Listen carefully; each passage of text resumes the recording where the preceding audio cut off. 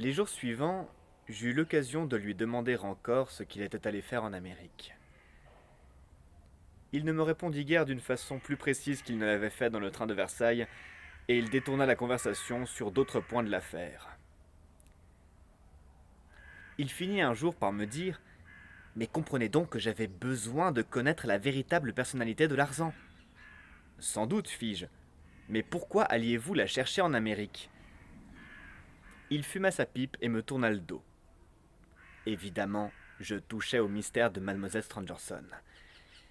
Rouletabille avait pensé que ce mystère, qui liait d'une façon si terrible Larsan à Mademoiselle Stangerson, mystère dont il ne trouvait, lui, Rouletabille, aucune explication dans la vie de Mademoiselle Stangerson en France, il avait pensé, dis-je, que ce mystère devait avoir son origine dans la vie de Mademoiselle Stangerson en Amérique. Et il avait pris le bateau. Là-bas, il apprendrait qui était ce Larsan. Il acquerrait les matériaux nécessaires à lui fermer la bouche, et il était parti pour Philadelphie. Maintenant, quel était ce mystère qui avait commandé le silence à Mademoiselle Stangerson et à Monsieur Robert Darzac? Au bout de tant d'années, après certaines publications de la presse à scandale, maintenant que Monsieur Stangerson sait tout et a tout pardonné, on peut tout dire. C'est du reste très court, et cela remettra les choses au point, car il s'est trouvé de tristes esprits pour accuser Mademoiselle Stangerson qui, en toute cette sinistre affaire, fut toujours victime depuis le commencement. Le commencement remontait à une époque lointaine, où, jeune fille, elle habitait avec son père à Philadelphie. Là, elle fit la connaissance, dans une soirée, chez un ami de son père, d'un compatriote, un Français, qui sut la séduire par ses manières, son esprit, sa douceur et son amour. On le disait riche. Il demanda la main de Mademoiselle Stangerson au célèbre professeur. Celui-ci prit des renseignements sur Monsieur Jean Roussel, et dès l'abord, il vit qu'il avait affaire à un chevalier d'industrie. Or, Monsieur Jean Roussel, vous l'avez deviné, n'était autre qu'une des nombreuses transformations du fameux Ballmeyer, poursuivi en France, réfugié en Amérique. Mais M. Stangerson n'en savait rien, sa fille non plus. Celle-ci ne devait l'apprendre que dans les circonstances suivantes. M. Stangerson avait non seulement refusé la main de sa fille à M. Roussel, mais encore il lui avait interdit l'accès de sa demeure. La jeune Mathilde, dont le cœur s'ouvrait à l'amour et qui ne voyait rien au monde de plus beau ni de meilleur que son Jean, en fut outrée. Elle ne cacha point son mécontentement à son père, qui l'envoya se calmer sur les bords de l'Ohio, chez une vieille tante qui habitait Cincinnati. Jean rejoignit Mathilde là-bas, et malgré la grande vénération qu'elle avait pour son père, Mademoiselle Stangerson résolut de tromper la surveillance de la vieille tante et de s'enfuir avec Jean Roussel, bien décidés qu'ils étaient tous les deux à profiter des facilités des lois américaines pour se marier au plus tôt. Ainsi fut fait. Ils fuirent donc, pas loin, jusqu'à Louisville. Là, un matin, on vint frapper à leur porte. C'était la police, qui désirait arrêter M. Jean Roussel, ce qu'elle fit, malgré ses protestations et les cris de la fille du professeur Stangerson. En même temps, la police apprenait à Mathilde que son mari n'était autre que le trop fameux Ballmeyer. Désespérée, après une vaine tentative de suicide, Mathilde rejoignit sa tante à Cincinnati. Celle-ci faillit mourir de joie de la revoir. Elle n'avait cessé depuis 8 jours de faire rechercher Mathilde partout et n'avait pas encore osé avertir le père. Mathilde fit jurer à sa tante que M. Stangerson ne saurait jamais rien. C'est bien ainsi que l'entendait la tante, qui se trouvait coupable de légèreté dans cette si grave circonstance. Mademoiselle Mathilde Stangerson, un mois plus tard, revenait auprès de son père, repentante, le cœur mort à l'amour, et ne demandant qu'une chose: ne plus jamais entendre parler de son mari, le terrible Ballmeyer, arriver à se pardonner sa faute à elle-même, et se relever devant sa propre conscience par une vie de travail sans bornes et de dévouement à son père. Elle s'est tenue parole. Cependant, Dans le moment où, après avoir tout avoué à M. Robert Darzac, alors qu'elle croyait Ballmeyer défunt, car le bruit de sa mort avait couru, elle s'était accordée la joie suprême, après avoir tant expié, de s'unir à un ami sûr, le destin lui avait ressuscité Jean Roussel, le Ballmeyer de sa jeunesse.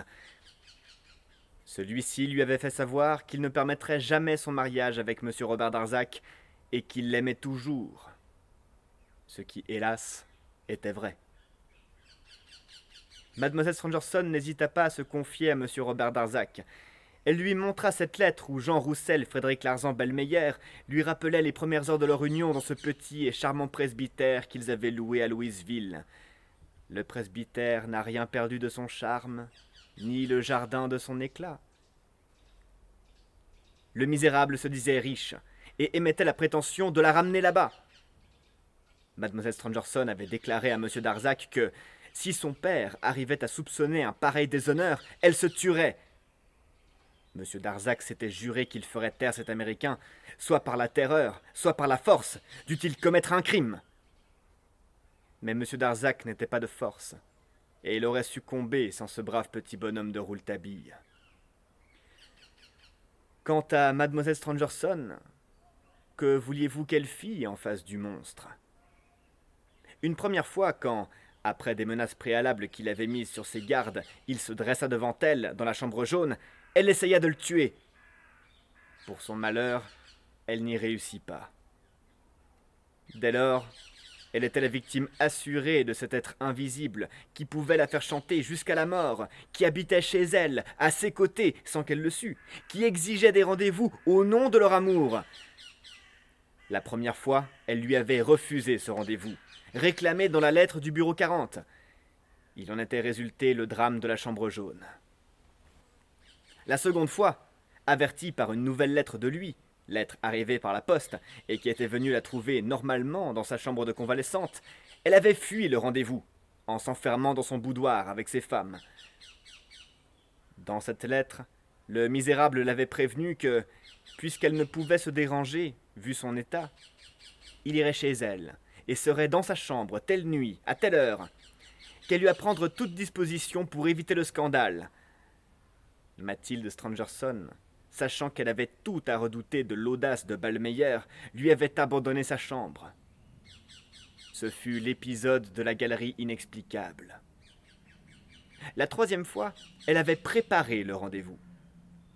C'est qu'avant de quitter la chambre vide de Mademoiselle Stangerson, la nuit de la galerie inexplicable, Larsan lui avait écrit, comme nous devons nous le rappeler, une dernière lettre, dans sa chambre même, et l'avait laissée sur le bureau de sa victime.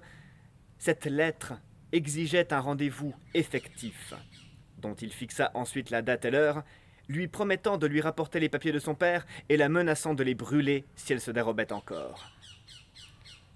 Elle ne doutait point que le misérable n'eût dans sa possession ces papiers précieux. Il ne faisait là sans doute que renouveler un célèbre larcin, car elle le soupçonnait depuis longtemps d'avoir, avec sa complicité inconsciente, volé lui-même autrefois les fameux papiers de Philadelphie dans les tiroirs de son père. Et elle le connaissait assez pour imaginer que, si elle ne se pliait point à sa volonté, tant de travaux, tant d'efforts et tant de scientifiques espoirs ne seraient bientôt plus que de la cendre. Elle résolut de le revoir une fois encore, face à face, cet homme qui avait été son époux, et tenter de le fléchir, puisqu'elle ne pouvait l'éviter. On devine ce qui s'y passa. Les supplications de Mathilde, la brutalité de Larsan. Il exige qu'elle renonce à Darzac, elle proclame son amour, et il la frappe, avec la pensée arrêtée de faire monter l'autre sur l'échafaud. Car il est habile, lui, et le masque Larsan qu'il va se reposer sur la figure le sauvera, pense-t-il, tandis que l'autre ne pourra pas, cette fois encore, donner l'emploi de son temps. De ce côté, les précautions de Ballmeyer sont bien prises, et l'inspiration n'a été des plus simples, ainsi que l'avait deviné le jeune Rouletabille. Larsan fait chanter Darzac comme il fait chanter Mathilde, avec les mêmes armes, avec le même mystère. Dans des lettres, pressantes comme des ordres, il se déclare prêt à traiter, à livrer toute la correspondance amoureuse d'autrefois et surtout à disparaître, si on veut y mettre le prix. Darzac doit aller au rendez-vous qu'il lui fixe, sous menace de divulgation dès le lendemain, comme Mathilde doit subir les rendez-vous qu'il lui donne. Et dans l'heure même que Ballmeyer agit en assassin auprès de Mathilde, Robert débarque à Épinay, où un complice de Larsan, un être bizarre, une créature d'un autre monde, que nous retrouverons un jour, le retient de force et lui fait perdre son temps en attendant que cette coïncidence dont l'accusé de demain ne pourra se résoudre à donner la raison lui fasse perdre la tête. Seulement, Ballmeyer avait compté sans notre Joseph Rouletabille. Ce n'est pas à cette heure que voilà expliqué le mystère de la chambre jaune que nous suivrons pas à pas Rouletabille en Amérique. Nous connaissons le jeune reporter, nous savons de quels moyens puissants d'information, logés dans les deux bosses de son front, il disposait pour remonter toute l'aventure de Mademoiselle Stangerson et de Jean Roussel. À Philadelphie, il fut renseigné tout de suite en ce qui concernait Arthur William Rance. Il apprit son acte de dévouement, mais aussi le prix dont il avait gardé la prétention de le faire payer. Le bruit de son mariage avec Mademoiselle Stangerson avait couru autrefois dans les salons de Philadelphie. Le peu de discrétion du jeune savant, la poursuite inlassable dont il n'avait cessé de fatiguer Mademoiselle Stangerson, même en Europe, la vie désordonnée qu'il menait sous prétexte de noyer ses chagrins, tout cela n'était point fait pour rendre Arthur Rance sympathique à Rouletabille, et ainsi s'explique la froideur avec laquelle il l'accueillit dans la salle des témoins. Tout de suite, il avait du reste jugé que l'affaire Rance n'entrait point dans l'affaire Larsan-Stangerson, et il avait découvert le flirt formidable Roussel-Mademoiselle Stangerson. Qui était ce Jean Roussel ? Il alla de Philadelphie à Cincinnati, refaisant le voyage de Mathilde. À Cincinnati, il trouva la vieille tante et sut la faire parler. L'histoire de l'arrestation de Ballmeyer lui fut une lueur qui éclaira tout. Il put visiter, à Louisville, le presbytère, une modeste et jolie demeure dans le vieux style colonial, qui n'avait en effet rien perdu de son charme. Puis, abandonnant la piste de Mademoiselle Stangerson, il remonta la piste Ballmeyer, de prison en prison, de bagne en bagne, de crime en crime. Enfin, quand il reprenait le bateau pour l'Europe sur les quais de New York, Rouletabille savait que, sur ces quais même, Ballmeyer s'était embarqué 5 ans auparavant, ayant en poche les papiers d'un certain Larsan, honorable commerçant de la Nouvelle-Orléans, qu'il venait d'assassiner. Et maintenant, connaissez-vous tout le mystère de Mademoiselle Stangerson ? Non, pas encore. Mademoiselle Stangerson avait eu de son mari Jean Roussel un enfant, un garçon. Cet enfant était né chez la vieille tante, qui s'était si bien arrangée que nul n'en sut jamais rien en Amérique. Qu'était devenu ce garçon ? Ceci est une autre histoire, que je vous conterai un jour. 2 mois environ après ces événements, je rencontrai Rouletabille assis mélancoliquement sur un banc du palais de justice. « Eh bien, lui dis-je, à quoi songez-vous, mon cher ami ? Vous avez l'air bien triste. Comment vont vos amis ? En dehors de vous, me dit-il, ai-je vraiment des amis ? Mais j'espère que M. Darzac, sans doute, et que Mademoiselle Stangerson. Comment va-t-elle, Mademoiselle Stangerson ? Beaucoup mieux. Mieux. Beaucoup mieux. Alors il ne faut pas être triste. Je suis triste, fit-il, parce que je songe au parfum de la dame en noir. Le parfum de la dame en noir ? Je vous en entends toujours parler. M'expliquerez-vous enfin pourquoi il vous poursuit avec cette assiduité ?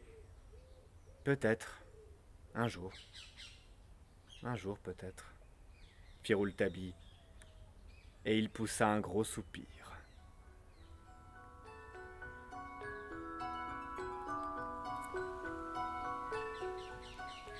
C'était Le mystère de la chambre jaune, un roman de Gaston Leroux.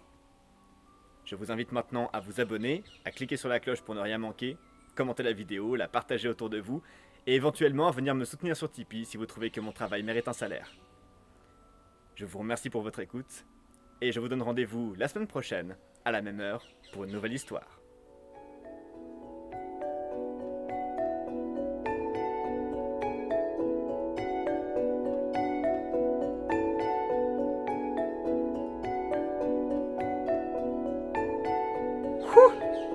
Voilà.